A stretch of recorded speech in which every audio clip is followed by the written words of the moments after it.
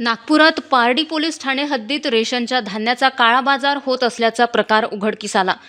Pardi police ठाण्याचे वरिष्ठ police निरीक्षक सुनील कुमार काकडे यांनी दिलेल्या माहितीनुसार 25 जानेवारीला पोलिसांना गुप्त माहिती मिळाली होती की परिसरात रेशनच्या धान्याची बेकायदेशीर विक्री केली जात आहे.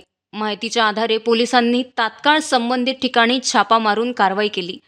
या छापेमारी दरम्यान पोलिसांना तिथे हजारो क्विंटल गहू आढळून आला, जो रेशन वितरणासाठी असण्याची शक्यता दर्शवली जात आहे. या प्रकरणी पोलिसांनी गुन्हा दाखल करून पुढील तपास सुरू केला आहे. DCP zone 5 Shri Niketan Kadam sir DCP zone 5 Shri Niketan Kadam sir यांच्या माहितीवरून झोन 5 ची टीम यांनी जाऊन गुप्त बातमीदार पेट्रोलिंग दरम्यान गुप्त बातमीदारामार्फत बातमी मिळाल्यावरून तिथे गेले असता ही जी कंपनी आहे ती MK foods private limited, Kapshi बुजुर्ग, तहसील कामठी, जिल्हा नागपूर येथील एक घटनास्थळ आहे. तर तिथे गेल्यानंतर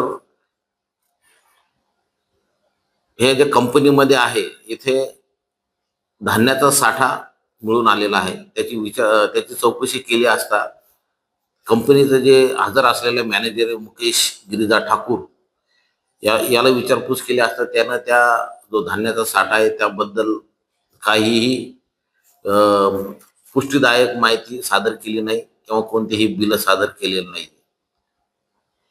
तर त्यावरून आम्ही कंपनी मालक धनराज जगदीश पुरोहित आणि कंपनीचा मॅनेजर मुकेश गिरिजा ठाकूर या दोघांवर EC ऍक्ट चे कलम 3 आणि 7 प्रमाणे गुन्हा नोंद केलेला आहे.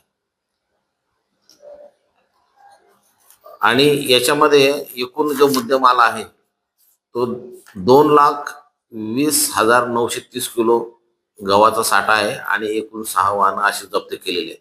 त्याची एकूण किंमत 1,26,32,550 रुपये आहे. हे तपासामध्ये जे निष्पन्न होईल त्याप्रमाणे त्यामध्ये